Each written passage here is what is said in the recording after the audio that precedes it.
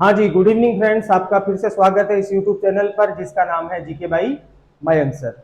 दोस्तों, हम लोग यहाँ पर राजस्थान का इतिहास कर रहे हैं और इसमें आज हम एक नया टॉपिक स्टार्ट करने वाले हैं और हमारा जो टॉपिक रहेगा वो रहेगा बीकानेर का इतिहास। ठीक है, तो बिना समय को खराब किए हम लोग हमारे टॉपिक को स्टार्ट करते हैं। बीकानेर के बारे में अगर महत्वपूर्ण फैक्ट्स की बात की जाए, बीकानेर के बारे में क्या क्या महत्वपूर्ण फैक्ट्स है, तो देखो, पहले बात आपको ध्यान रखना है कि बीकानेर का वंश कौन सा है। तो बीकानेर में शासन करने वाला वंश है राठौड़ वंश। ठीक है, जोधपुर में भी राठौड़ वंश और बीकानेर में भी राठौड़ वंश। ठीक है, ये लोग जोधपुर के राठौड़ वंश से ही निकले हुए हैं।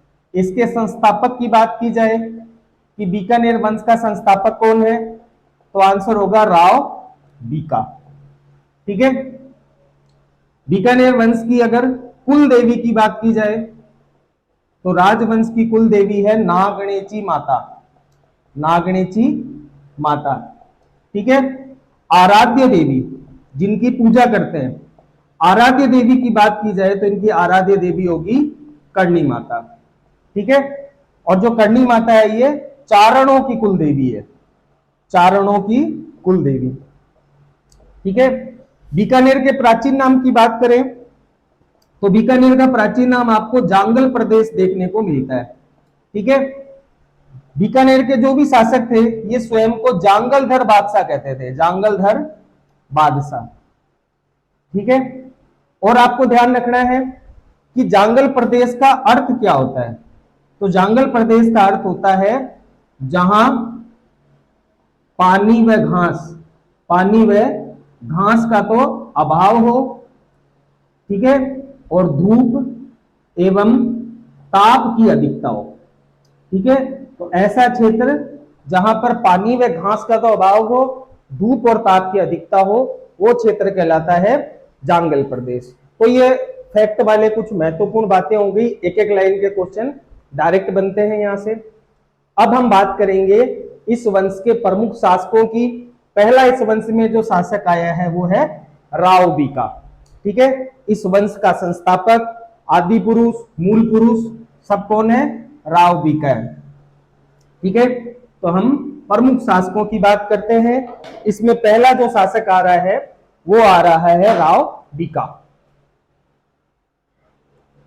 ठीक है, राव बीका। राव बीका की अगर बात की जाए तो इसका शासन काल 1465 से लेकर आपको 1504 तक देखने को मिलेगा। ठीक है, इसके पिता का नाम है जोधा, राव जोधा, जोधपुर का शासक था, मारवाड़ का शासक था। तो राव जोधा का ये पिता था, अरे राव जोधा का ये पुत्र था। राव जोधा ने एक बार इसको ताना मार दिया, तू क्या राज्य बनाएगा। ठीक है, इसलिए ये नाराज होकर, अपने पिता के ताने से नाराज होकर ये जांगल प्रदेश में आ गया और जांगल प्रदेश में आकर इसने 1465 में कोडमदेसर नामक स्थान पर बीकानेर राज्य की नींव रखी। ठीक है, तो इसने 1465 में कोडमदेसर में बीकानेर राज्य की नींव रखी, बीकानेर राज्य की नींव रखी। ठीक है, और कोडमदेसर में ही इसने भेरू जी का मंदिर बनवाया। ठीक है, और अगर बात की जाए तो देखो, कोडमदेसर में कायम खानी मुस्लिम होते थे, उन कायम खानी मुस्लिमों को इसने पराजित किया और यहां पर बीकानेर राज्य की स्थापना करी है। ठीक है, फिर अगर बात करें तो 1481 में इस बीका ने बीकानेर शहर की नींव रखी, बीकानेर शहर की नींव रखी है। ठीक है, कब रखी है? 1488 में। किस दिन रखी है? तो अक्षय तृतीया के दिन, यानी कि आखा तीज के दिन। ठीक है, और कहां रखी है? तो राती घाटी नामक स्थान पर, राती घाटी, राती घाटी नामक स्थान पर। और इसने यहीं पर एक दुर्ग का निर्माण करवाया, जिस दुर्ग का नाम है राती घाटी दुर्ग, राती घाटी दुर्ग। और राती घाटी दुर्ग का जो निर्माण है 1485 से 1489 89 तक चला है। ठीक है, राती घाटी दुर्ग के ऊपर ही बीकानेर का जो वर्तमान दुर्ग है, जूनागढ़ दुर्ग, वो स्थापित है। ठीक है। बीकानेर का आपको प्राचीन नाम विक्रमपुर देखने को भी मिलता है, कई बुक्स के अंदर इसका प्राचीन नाम विक्रमपुर भी देखने को मिलता है। लेकिन जो वर्तमान नाम है ना बीकानेर, ये दो व्यक्तियों के नाम से पड़ा है। एक तो राव बीका था और इसके साथ में एक नेरा नाम का जाट था।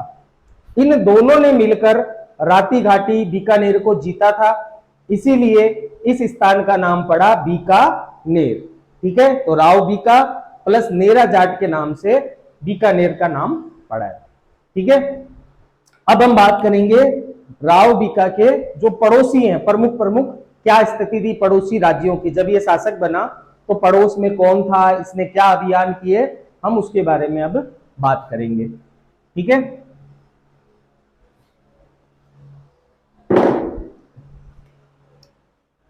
तो देखो ये है बीकानेर का राज्य, बीकानेर। अगर बात की जाए बीकानेर के पड़ोसियों की तो देखो सबसे ऊपर ऊपर ये पंजाब का एरिया है जिसका नाम है भावलपुर। इस भावलपुर वाले एरिया में जोइया शासक थे। ठीक है। जोइया, जोइया शासक। ठीक है। अगर हम बात करें इसके नीचे लाडनू, लाडनू नागौर, यहां पर था मोहिली वंश। ठीक है। चौहानों की शाखा है, चौहानों की शाखा थी। ठीक है। और नीचे अगर हम बात करें तो चूरू प्लस नागौर। चूरू और जो नागौर है यहां पर जाट शासक थे, दो जाट शासक थे। एक तो देखो था पांडु गोदारा, पांडु गोदारा, पांडु जाट भी नाम देखने को मिलता है, असली नाम है पांडु गोदारा। और एक था वालू सारण, वालू सारण। ठीक है। इधर बात की जाए तो जोधपुर का सीमावर्ती एरिया, जोधपुर सीमावर्ती एरिया, यहां पर नापा सांखला, सांखला राजपूत थे और उनमें जो शासक था उसका नाम था नापा सांखला। ठीक है। अगर ऊपर बात की जाए तो यहां पर भाटी राजवंश था, भाटी राजवंश। भाटियों में भी दो तरह के भाटी थे, हिंदू भाटी और मुस्लिम भाटी, हिंदू भाटी और मुस्लिम भाटी। हिंदू भाटियों का जो शासन था वो जैसलमेर में था। ठीक है। और मुस्लिम भाटियों का शासन था हनुमानगढ़ में। ठीक है। तो ये बीकानेर के आसपास के जो राज्य थे उनकी स्थिति थी। ठीक है। देखो राव बीका सबसे पहले आक्रमण करते हैं पंजाब के ऊपर। तो अगर आपसे क्वेश्चन पूछा जाए कि राव बीका का पहला सैनिक अभियान कौन सा था, तो पहला सैनिक अभियान था भावलपुर पंजाब में जोइया शासकों के विरुद्ध। तो इसका पहला अभियान हो गया जोइया शासकों के विरुद्ध। ठीक है। और ये एक सफल अभियान था। दूसरा अभियान इसने लाडनू नागौर में मोहिली वंश के ऊपर किया। इसने नागौर को 2 बार जीता। ठीक है। तो सेकंड नंबर आक्रमण इसका हो रहा है नागौर में। तीसरा आक्रमण इसने पांडु गोदारा के ऊपर किया। ठीक है। और पांडु गोदारा के ऊपर जो आक्रमण किया वो आक्रमण असफल हो गया। तो अगर आपसे पूछा जाए कि राव बीका का पहला असफल आक्रमण कौन सा था, तो पहला असफल आक्रमण था पांडु गोदारा के ऊपर। ठीक है। तो इसका तीसरा आक्रमण हो गया ये।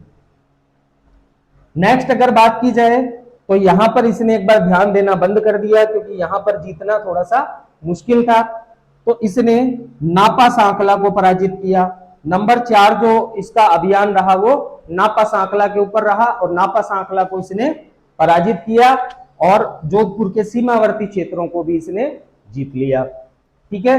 और अगर बात की जाए तो देखो जैसलमेर में हिंदू भाटी शासक था और यहां का जो शासक था उसका नाम था शेखा भाटी, शेखा भाटी। शेखा भाटी की एक पुत्री थी जिसका नाम था रंग कुंवरी, रंग कुंवरी। इस रंग कुंवरी का अपहरण हनुमानगढ़ का भाटी शासक कर लेता है। ठीक है।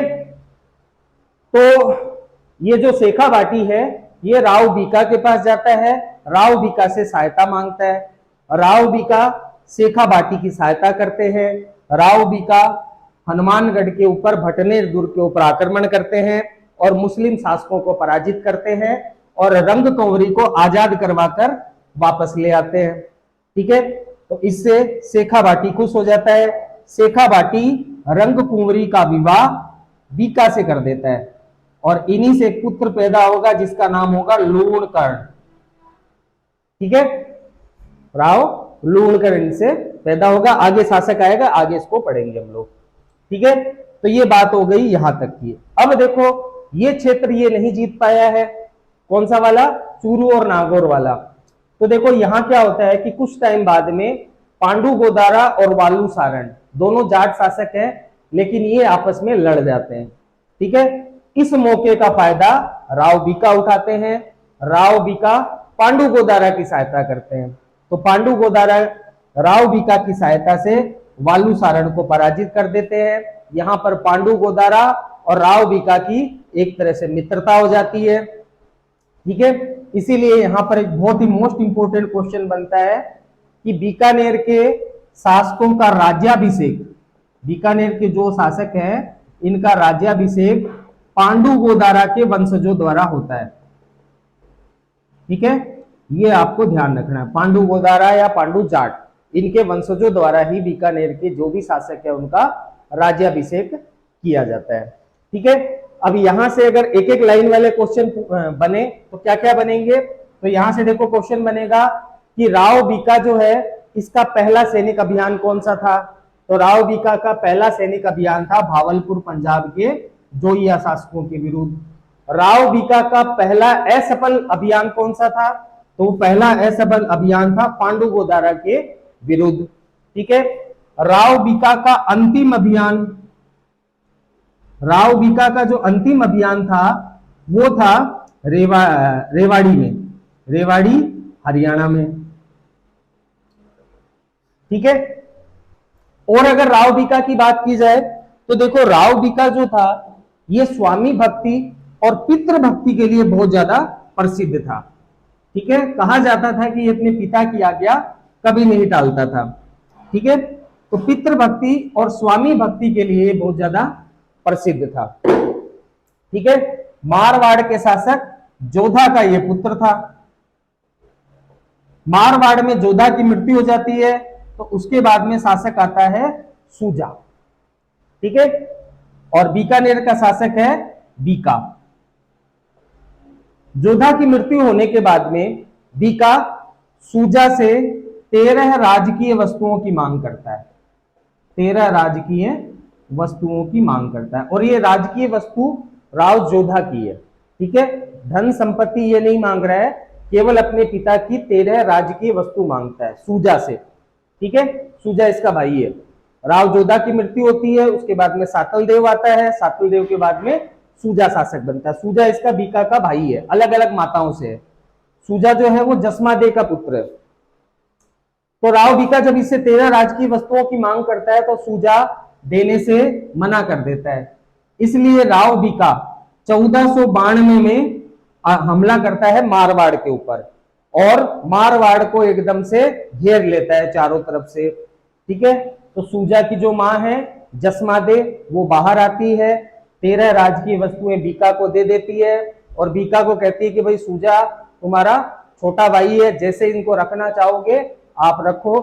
तो बीका कहता है कि मैं यहाँ कोई मारवाड़ पर अधिकार करने नहीं आया हूं, मैं तो अपने पिता की राजकीय वस्तुएं प्राप्त करने आया हूं। ऐसा कहते हुए बीका मारवाड़ पर अधिकार न कर कर वापस लौट जाता है। ठीक है, तो 1492 का ये आपको सूजा के खिलाफ बीका का अभियान भी ध्यान रखना है। ठीक है, और अगर बीका की बात की जाए तो देखो बीका ने करणी माता मंदिर की नींव रखी थी। ठीक है, तो बीका ने करणी माता मंदिर की नींव रखी। करणी माता इन राठौड़ों की आराध्य देवी है। ठीक है, बहुत प्रसिद्ध मंदिर है, चूहों वाला मंदिर इसे कहा जाता है। तो इस मंदिर की नींव कौन रख रहा है, बीका रख रहा है। करणी माता मंदिर का आधुनिक निर्माता कहा जाता है गंगा सिंह जी को। ये क्वेश्चन एग्जाम में पूछा गया है। गंगा सिंह आधुनिक निर्माता जो है इस मंदिर के वो गंगा सिंह है। करणी माता का जो जन्म है, करणी माता का जन्म सुआप गांव जोधपुर में हुआ है।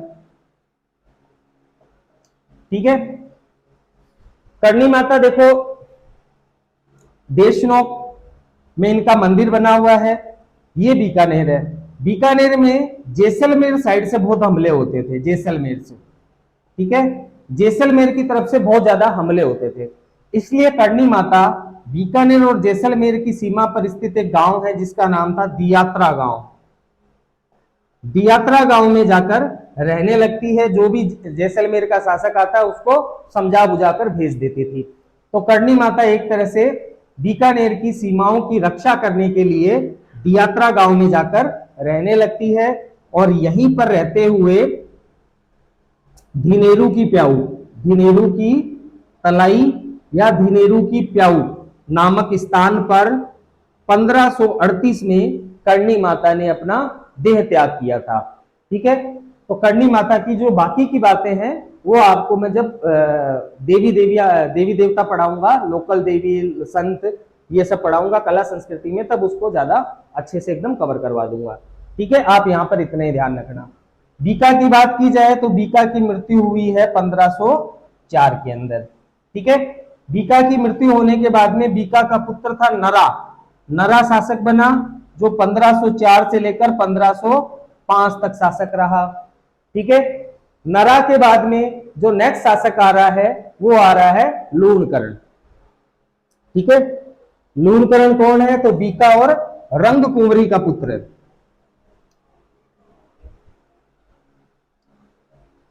तो नेक्स्ट जो इस वंश में शासक है वो आ रहा है लूणकर्ण।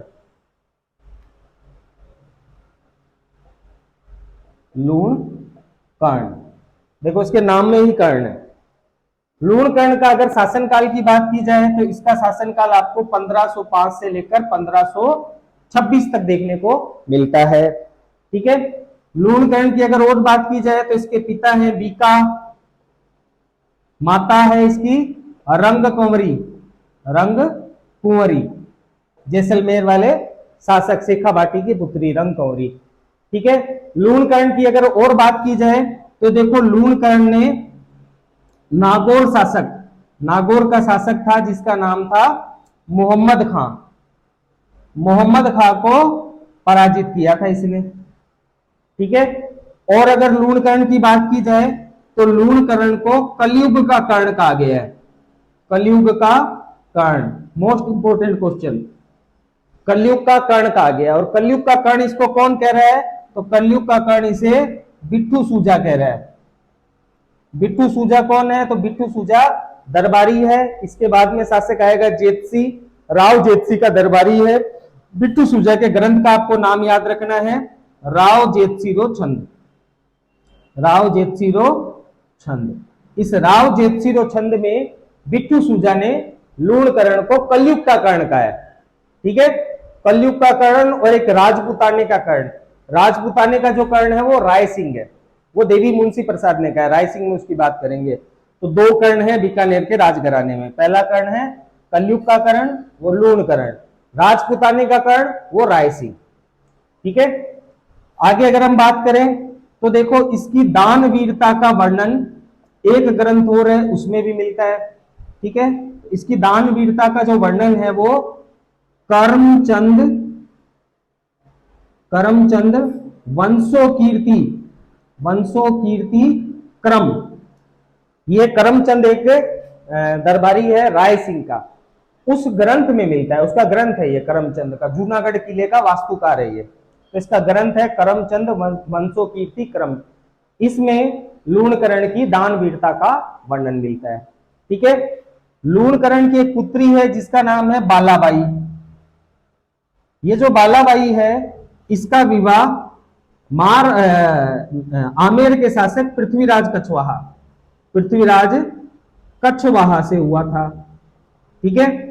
बालाबाई और पृथ्वीराज कछवाहा का एक पुत्र हुआ जिसका नाम था सांगा।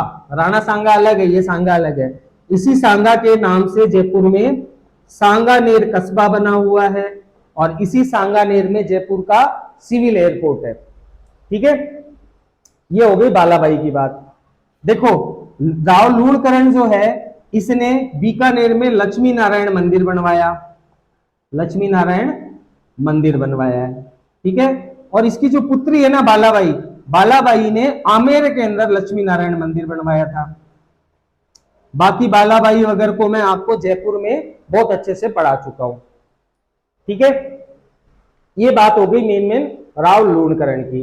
राव लूणकरण है, इनकी मृत्यु 1526 में हुई। नारनौल पड़ता है हरियाणा में, नारनौल हरियाणा के नवाब के साथ युद्ध करते हुए। ठीक है, धौसा नामक स्थान पर इनकी मृत्यु हो गई।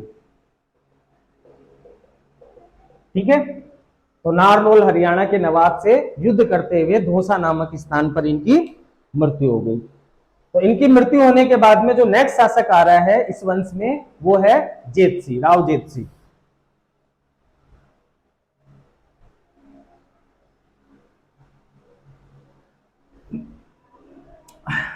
राव जेतसी का शासनकाल 1526 से 1542।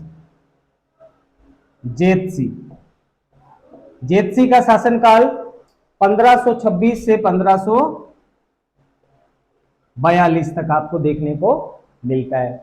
ठीक है, देखो ये जो राव जेतसी है ना, राव जेतसी 1534 के अंदर 1534 में बीकानेर को अपने एक दरबारी के पास में प्रशासक बनाकर छोड़ देते हैं। ठीक है, ये 1534 में भोज रूपावत को बीकानेर सौंपते हैं और खुद चले जाते हैं सिरसा। सिरसा कहां पड़ता है? हरियाणा में। खुद सिरसा हरियाणा में चले जाते हैं। ठीक है, 1534 की ये बात है। तो बीकानेर का संरक्षक भोज रूपावत को बना देते हैं। यहीं पर देखो लाहौर है, लाहौर का एक शासक है जिसका नाम है कामरान। ये कामरान कौन है? तो बाबर का पुत्र है, मुगल बादशाह हुमायूं का ये भाई था। ठीक है, तो कामरान लाहौर का शासक है। कामरान की नजर बीकानेर पर थी। इसने जब देखा कि जेतसी यहां नहीं है, बीकानेर पर अधिकार करने का अच्छा मौका है, तो 1534 में ही ये हनुमानगढ़ के ऊपर आक्रमण करता है। ठीक है, और वहां का जो प्रशासक है खेतसी, ठीक है, इस खेतसी के अंडर में ही हनुमानगढ़ का दुर्ग था। इस खेतसी को पराजित करता है और हनुमानगढ़ दुर्ग के ऊपर कामरान अधिकार कर लेता है। ठीक है, फिर 1534 में ही कामरान जो है ये भोज रूपावत को पराजित करता है और बीकानेर के ऊपर भी अधिकार कर लेता है। तो 1534 में बीकानेर के ऊपर कामरान का अधिकार हो जाता है। ये बात जब सिरसा में बैठे हुए जेतसी को पता चलती है तो जेतसी अपनी सेना इकट्ठी करता है और सेना इकट्ठी कर आ जाता है युद्ध भूमि में। तो कामरान और जेतसी के बीच में एक युद्ध होता है जिसका नाम है भटनेर का युद्ध। भटनेर का युद्ध, ये युद्ध हो रहा है 1534 के अंदर। ठीक है, अक्टूबर 1534 में ये युद्ध हो रहा है। ये पूरी घटना 1534 की है। इस भटनेर के युद्ध में जेतसी कामरान को बुरी तरह पराजित करता है। मुगल सेना बीकानेर से भाग खड़ी होती है। ठीक है, तो इस भटनेर के युद्ध में जेतसी की विजय होती है। ठीक है, और अगर जेतसी की बात की जाए तो देखो 1527 में खानवा का युद्ध हुआ था। ठीक है, इस खानवा युद्ध में जेतसी ने सांगा का साथ दिया था। जेतसी ने सांगा का साथ दिया था। जेतसी ने अपने पुत्र कल्याणमल को, ठीक है, अपने पुत्र कल्याणमल को सांगा की तरफ से युद्ध करने के लिए भेजा था। ठीक है, और अगर जेतसी की बात की जाए तो देखो एक युद्ध हुआ था जिसका नाम था साहेबा या पाहेबा का युद्ध।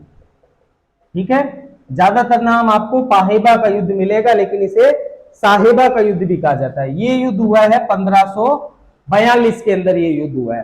ठीक है, किस किस के बीच हुआ है? तो बीकानेर के जेतसी वर्सेज मालदेव राठौड़। ठीक है, मालदेव राठौड़ कहां का शासक है? मारवाड़ का शासक है। मालदेव राठौड़ खुद नहीं आया, मालदेव राठौड़ के सेनापति थे जिनका नाम था जेता व कुंपा, जेता और कुंपा। इनसे युद्ध होता है राव जेतसी का। इस युद्ध को नाम दिया गया है साहिबा का युद्ध या पाहेबा का युद्ध। इस युद्ध में मालदेव राठौड़ के सेनापति जेता व कुंपा जेतसी को पराजित करते हैं और इस युद्ध में राव जेतसी की मृत्यु भी हो जाती है। तो राव जेतसी की मृत्यु पाहेबा के युद्ध में हो रही है। इस युद्ध में जेतसी की मृत्यु हो जाती है, बीकानेर के ऊपर मारवाड़ का अधिकार हो जाता है। ठीक है, मालदेव राठौड़ बीकानेर का प्रशासक इस कुंपा को बना देता है और ये जो कुंपा है 1542 से लेकर 1544 तक बीकानेर का प्रशासक रहता है। ठीक है, जेतसी का पुत्र है जिसका नाम है कल्याणमल। कल्याणमल जेतसी की मृत्यु होने पर शेरशाह सूरी की शरण में चला जाता है। ठीक है, तो हम ये बात करेंगे कल्याणमल में। देखो मृत्यु तो इसकी 1542 में हो रही है, लेकिन 44 तक ये प्रशासक रहेगा। कौन? कुंपा। तो जो कल्याणमल का शासन काल है वो 1544 से शुरू हो रहा है और 1574 तक रहेगा। ठीक है, तो नेक्स्ट जो शासक आ रहा है इस वंश में उसका नाम है कल्याणमल।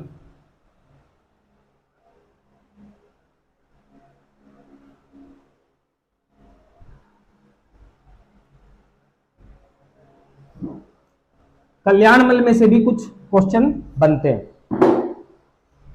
तो नेक्स्ट शासक है कल्याणमल। ठीक है, कल्याणमल के शासनकाल की बात की जाए तो 1544 से लेकर 1574 तक इसका शासनकाल आपको देखने को मिलेगा। इसके पिता थे राव जेतसी। देखो राव जेतसी की जब मृत्यु हो जाती है तो राव जेतसी का एक दरबारी है जिसका नाम है नगराज। ठीक है, ये नगराज कल्याणमल को बीकानेर से सुरक्षित निकालता है और सिरसा हरियाणा पहुंचा देता है। ठीक है, तो कल्याणमल कहां पहुंच गए? हरियाणा पहुंच गए। यहां से कल्याणमल चले जाते हैं शेरशाह सूरी की शरण में। ठीक है, 1544 में एक युद्ध होता है जिसका नाम है गिरी सुमेल का युद्ध। गिरी सुमेल का युद्ध, ये युद्ध जो है ये हो रहा है मालदेव राठौड़ वर्सेज शेरशाह सूरी। ठीक है, मालदेव राठौड़ और शेरशाह सूरी के बीच में ये युद्ध हो रहा है और इस युद्ध में कल्याणमल शेरशाह सूरी का साथ देता है। ठीक है, इस युद्ध में कल्याणमल शेरशाह सूरी का साथ दे रहा है। शेरशाह सूरी 1544 में गिरी सुमेल के युद्ध में विजेता होते हैं। जेता और कुंपा जो मालदेव राठौड़ के सेनापति है वो इस युद्ध में मारे जाते हैं। गिरी सुमेल का युद्ध मैं आपको मालदेव राठौड़ में बहुत अच्छे से समझा चुका हूं, तो वहां जाकर आप मारवाड़ के अंदर इसको देख सकते हैं। ठीक है, तो कल्याणमल ने शेरशाह सूरी का साथ दिया। इस युद्ध में मालदेव राठौड़ की पराजय हुई। शेरशाह सूरी का जो फेमस कथन था मुट्ठी भर बाजरे के लिए हिंदुस्तान की बादशाहत हो बैठता, वो भी इसी युद्ध के दौरान ही उसने कही थी। ठीक है, कल्याणमल जो है शेरशाह सूरी की तरफ है। शेरशाह सूरी मालदेव को पराजित करता है और 1544 में कल्याणमल को बीकानेर का शासक बना देता है। ठीक है, तो ये कल्याणमल की यहां तक की बात हुई। अगर और हम बात करें कल्याणमल की तो देखो कल्याणमल ने 3 नवंबर 1570 नागौर दरबार, ठीक है, अकबर ने लगाया था 1570 में नागौर दरबार। तो इसी नागौर दरबार के अंदर कल्याणमल 3 नवंबर 1570 को उपस्थित होता है और अकबर की अधीनता मानता है। ठीक है, अकबर की अधीनता मान लेता है। ठीक है, तो अकबर की अधीनता स्वीकार करने वाला बीकानेर का प्रथम शासक कौन हो गया? कल्याणमल हो गया। कल्याणमल न केवल अकबर की अधीनता मान रहा है बल्कि अपनी पुत्री का विवाह भी अकबर के साथ में करवा रहा है। ठीक है, अब ये जो कल्याणमल है, कल्याणमल के 2 पुत्र हैं। कल्याणमल के 2 पुत्र हैं, एक का नाम है राय सिंह और दूसरे का नाम है पृथ्वीराज राठौड़। इन दोनों को भी मुगल सेवा में भेज देता है। ठीक है, पुत्री का विवाह भी करवा रहा है, अकबर की अधीनता भी मान रहा है और अपने दोनों पुत्रों को राय सिंह और पृथ्वीराज राठौड़ को मुगल सेवा में भेज देता है। ठीक है, अकबर राय सिंह को, ये बड़ा पुत्र है, इसे तो अकबर सैनिक सेवा में ले लेता है। ठीक है, और पृथ्वीराज राठौड़ जो है इसे दरबार में ले लेता है, दरबारी सेवा में। ठीक है, राय सिंह के बारे में हम बात करेंगे। 1574 के बाद में जो नेक्स्ट शासक आ रहा है वो राय सिंह ही आ रहा है। ठीक है, अगर पृथ्वीराज राठौड़ के बारे में बात की जाए तो पृथ्वीराज राठौड़ जो है ये एक कवि था, उत्तम दर्जे का, डिंगल भाषा का कवि था। ठीक है, पृथ्वीराज राठौड़ जो है ये डिंगल भाषा का कवि था। पीथल के नाम से कविताएं लिखता था, पीथल। ठीक है, पीथल के नाम से ये कविताएं लिखा करता था। अगर इस पृथ्वीराज राठौड़ के प्रमुख ग्रंथों की बात की जाए तो इसके प्रमुख ग्रंथ हो जाएंगे वेली किशन, रुक्मणी, रुक्मणी रोचंद। ठीक है, वेली किशन, रुक्मणी रोचंद, 10 भागवतरा दोहा, 10 भागवतरा दोहा, और एक ग्रंथ आपको और याद रखना है इसका, गंगा लहरी। ठीक है, 1574 के अंदर कल्याणमल की मृत्यु हो जाती है। कल्याणमल की मृत्यु होने के बाद में जो नेक्स्ट शासक आ रहा है इस वंश में वो आ रहा है राय सिंह। राय सिंह का शासनकाल 1574 से लेकर 1612 तक आपको देखने को मिलेगा। ठीक है, तो जो नेक्स्ट शासक आ रहा है इस वंश में उसका नाम है राय सिंह।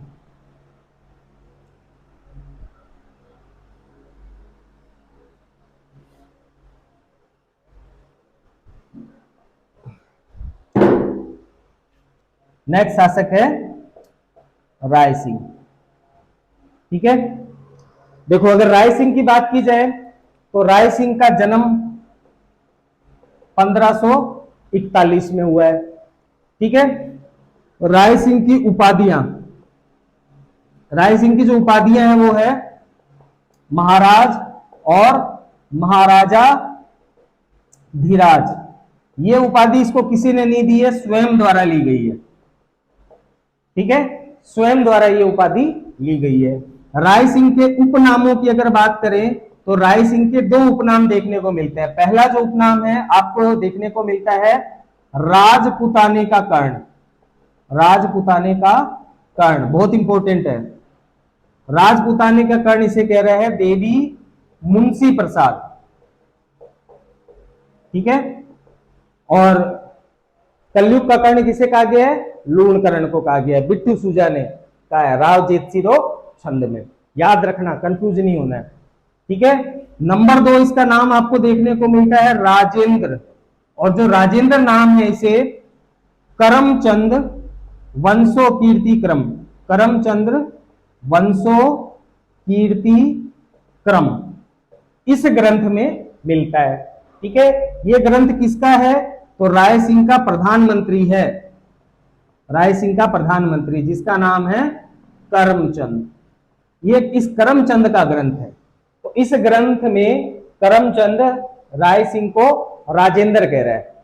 ठीक है, और अगर राय सिंह की बात देखो की जाए तो राय सिंह जो था इसको मनसब, अकबर ने देखो इसको 4000 का मनसब दिया और जहांगीर ने इसको 5000 का मनसब दिया। ठीक है, 1570 में मुगल सेवा में चला गया। ठीक है, अभी जस्ट हमने पढ़ा कि कल्याणमल नागौर दरबार में गया, पुत्री का विवाह किया और दोनों पुत्रों को मुगल सेवा में भेज दिया। तो 1570 में ये मुगल सेवा में चला गया था। अकबर ने इसको 1572 में जोधपुर का प्रशासक बना दिया, जोधपुर का प्रशासक बना दिया था इसको। ठीक है, 1572 से लेकर 1575 तक ये जोधपुर का प्रशासक रहा। फिर जब इसको बीकानेर लौटना था तो इसके कहने पर अकबर ने मोटा राजा उदय सिंह को जोधपुर का शासक बना दिया था। ठीक है, और अगर इसकी बात की जाए तो ये जहांगीर का सबसे विश्वसनीय, जहांगीर का सबसे विश्वसनीय राजपूत शासक था। ठीक है। और अगर राय सिंह की बात की जाए तो राय सिंह की नियुक्ति, अकबर ने राय सिंह की जो नियुक्तियां हैं वो काबुल, कंधार और बलूचिस्तान में की थी। ठीक है, तो ये मेन फैक्चुअल बातें हो गई राय सिंह के बारे में। अब हम बात करेंगे राय सिंह के अभियान, सैनिक अभियान।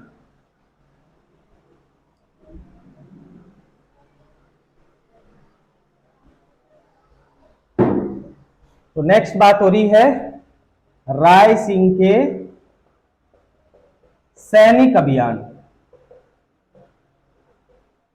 राय सिंह के सैनिक अभियान, तो राय सिंह के अगर पहले सैनिक अभियान की बात करें तो राय सिंह का जो पहला सैनिक अभियान था वो था कठौली का युद्ध। कठौली का युद्ध, और कठौली का युद्ध हुआ है 1575 के अंदर। ठीक है, ये युद्ध हुआ है मुगल सेना वर्सेज मिर्जा बंधु। मिर्जा बंधु इस्माइल मिर्जा और हुसैन मिर्जा, दो मिर्जा बंधु थे, इस्माइल मिर्जा और हुसैन मिर्जा। ठीक है, इनके बीच में ये युद्ध हुआ था। क्यों हुआ था? क्योंकि ये जो मिर्जा बंधु थे ना, ये अकबर के खिलाफ विद्रोह कर रहे थे। तो अकबर ने इनका विद्रोह का दमन करने के लिए मुगल सेना भेजी। इस मुगल सेना का जो मुख्य सेनापति था वो राय सिंह था। ठीक है, इस अभियान में राय सिंह को सफलता मिली। मिर्जा बंधुओं के जो विद्रोह है उसका दमन कर दिया गया राय सिंह के द्वारा। अगला जो अभियान है राय सिंह का वो आया था 1576 में, और ये अभियान हुआ जालोर प्लस सिरोही। ठीक है, इसको जालोर प्लस सिरोही अभियान भी कहते हैं, या इसको गोडवार अभियान भी कहा जाता है, गोडवार अभियान। ठीक है, जालोर का जो शासक था वो था ताज खां। जालोर का शासक था ताज खां, और सिरोही का जो शासक है ना वो है सुरत्राण देवड़ा। सुरत्राण देवड़ा, ये दोनों अकबर के विरोधी थे। तो अकबर ने इनके विद्रोहों का दमन करने के लिए राय सिंह के नेतृत्व में सेना भेजी। राय सिंह को यहां पर अपार सफलता प्राप्त हुई। राय सिंह ने इन दोनों को पराजित किया और जालोर और सिरोही के ऊपर अधिकार कर लिया। इससे अकबर बड़ा खुश हुआ, और अकबर ने आबू की जागीर राय सिंह को दे दी। ठीक है, आबू की जो जागीर है वो राय सिंह को दे दी अकबर ने। ठीक है, देखो 1576 में अकबर कई अभियान भेज रहे हैं। 1576 में जालोर और सिरोही पर जो अभियान लेकर जा रहे हैं ना, वो तो कौन जा रहा है? राय सिंह जा रहा है। इसी तरह देखो 1576 में अकबर ने एक अभियान और भेजा था। ठीक है, 1576 में एक अभियान और भेजा, और ये अभियान इसने भेजा था मारवाड़ पर भेजा था राव चंद्रसेन के खिलाफ, और ये अभियान लेकर गया था शाहबाज खान। ठीक है, इसी तरह 1576 में अकबर एक और अभियान भेजता है, और ये 1576 का अभियान जा रहा है मेवाड़ में महाराणा प्रताप के खिलाफ, और ये जा रहा है मान सिंह और आसफ खां के नेतृत्व में। ठीक है, तो 1576 में कई अभियान भेजे गए, लेकिन हमें राय सिंह वाला ध्यान रखना है। ठीक है, इसके बाद में अगर हम बात करें तो 1578 पे आओ। 1578 में नासिर खां मारपीट कांड, ये मारपीट कांड हुआ है, कोई युद्ध नहीं हुआ है। नासिर खां कौन है? तो नासिर खां जो है ये अकबर का ससुर है। नासिर खां एक बार हनुमानगढ़ के भटनेर दुर्ग में जाता है। ठीक है, भटनेर दुर्ग में जाता है, शराब के नशे में होता है नासिर खां, और वहां जाकर ये महिलाओं से छेड़छाड़ कर देता है। ठीक है, तो भटनेर दुर्ग का जो किलेदार है जिसका नाम है तेजा पकड़कर इसको नासिर खां को लपेट देता है। ठीक है, इसकी अच्छी तरह से पिटाई कर देता है। नासिर खां अकबर का ससुर है। नासिर खां अकबर को पत्र लिखता है, ठीक है, और उसकी शिकायत करता है तेजा की। अकबर पत्र लिखता है राय सिंह को पत्र लिखकर कहता है कि भाई ये जो तेजा नाम का आदमी है इसे मेरे पास में भेजो आगरा। राय सिंह जो है तेजा को अकबर के पास में नहीं भेजता है। इससे अकबर राय सिंह से नाराज हो जाता है। यहां पर अकबर और राय सिंह के बीच में मतभेद उत्पन्न हो जाते हैं और अकबर जो है भटनेर दुर्ग राय सिंह से ले लेता है और राय सिंह का बड़ा पुत्र है, ठीक है, राय सिंह का बड़ा पुत्र है जिसका नाम है दलपत सिंह, दलपत सिंह को ये सौंप देता है, ठीक है, भटनेर दुर्ग को। अगर नेक्स्ट बात की जाए राय सिंह के अभियान की, तो इसका अगला अभियान आया है 1581 में। 1581 में इसने काबुल विजय करी, ठीक है। काबुल का शासक था हाकिम खां सूर। हाकिम खां सूर, हाकिम खां सूर कौन था? तो ये शेरशाह सूरी का ही वंशज था। काबुल क्षेत्र पर इसका अधिकार था। 1581 में राय सिंह काबुल अभियान लेकर जाता है, हाकिम खां सूर को पराजित करता है और काबुल विजय कर लेता है, ठीक है। इसके बाद में अकबर इसको दक्षिण भारत रवाना कर देता है, क्योंकि अभी भी अकबर की इससे नहीं बन रही है, तो अकबर इसको रवाना कर देता है दक्षिण भारत, ठीक है। और अगर नेक्स्ट इसकी बात की जाए राय सिंह की, तो अकबर की मृत्यु हो जाती है। अकबर की मृत्यु होने के बाद में 1605 में जहांगीर इसे वापस बुला लेता है, दक्षिण भारत से वापस बुला लेता है, ठीक है। कुछ टाइम ये जहांगीर के साथ आगरा में रहता है, बीकानेर में रहता है, ठीक है। और अगर इसकी राय सिंह की मृत्यु की बात की जाए, इसकी मृत्यु कब हुई है? तो इसकी मृत्यु 1612 में हुई है बुरहानपुर नामक स्थान पर, बुरहानपुर नामक स्थान पर, और ये स्थान पड़ता है महाराष्ट्र में, ठीक है। तो 1612 में इसकी मृत्यु हो जा रही है। अब हमें ध्यान रखना है राय सिंह के निर्माण कार्य, ठीक है। ये सारे इसके सैनिक अभियान थे। नेक्स्ट हम बात करेंगे राय सिंह के निर्माण कार्यों की।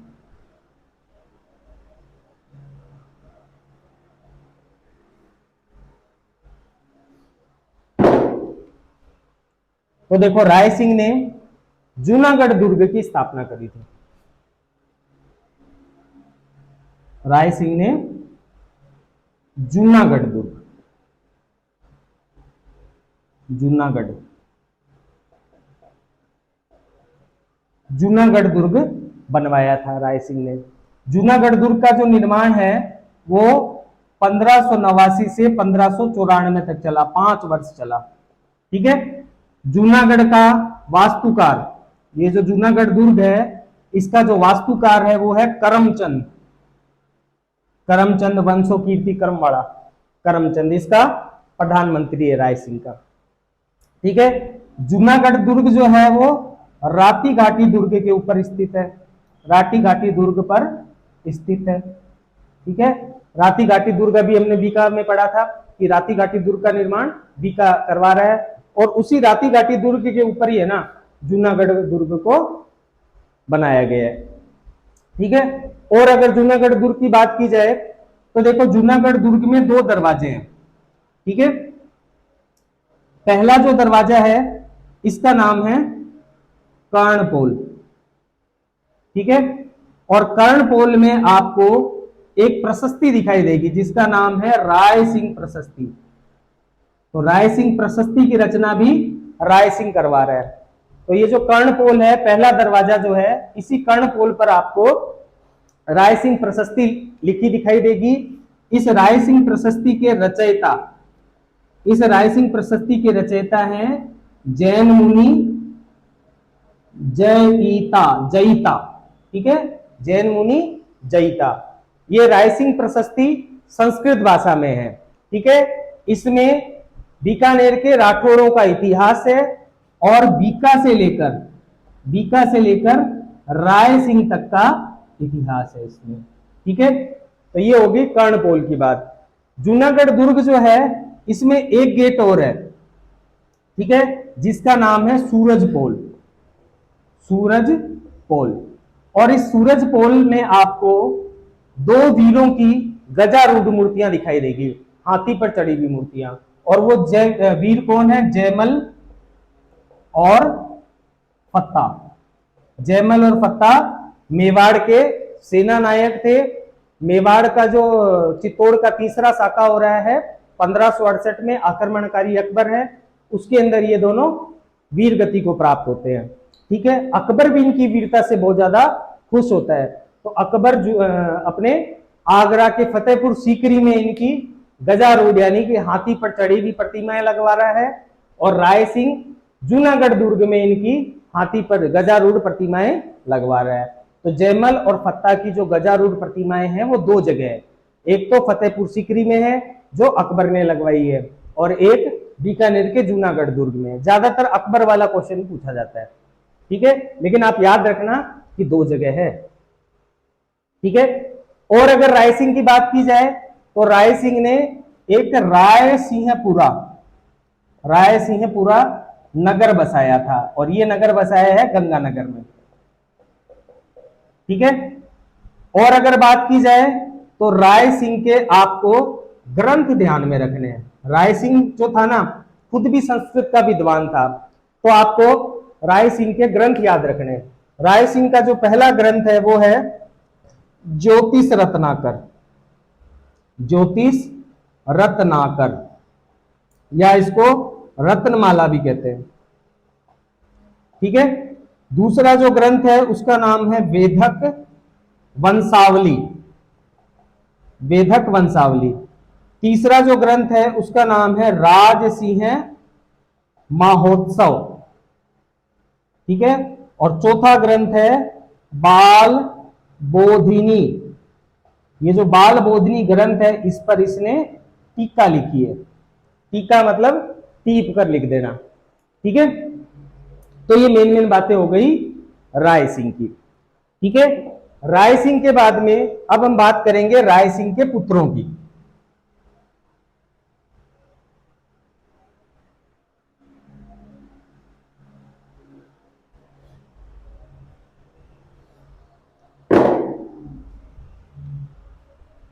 राय सिंह के पुत्र, तो देखो राय सिंह के दो पुत्र हैं,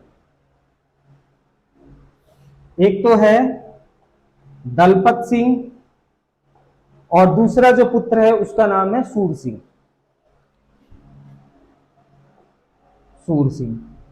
ठीक है, राय सिंह की मृत्यु हो जा रही है 1612 के अंदर। ठीक है, 1574 से 1612। राय सिंह की मृत्यु के बाद में अगला शासक बनता है दलपत सिंह, 1612 से 13।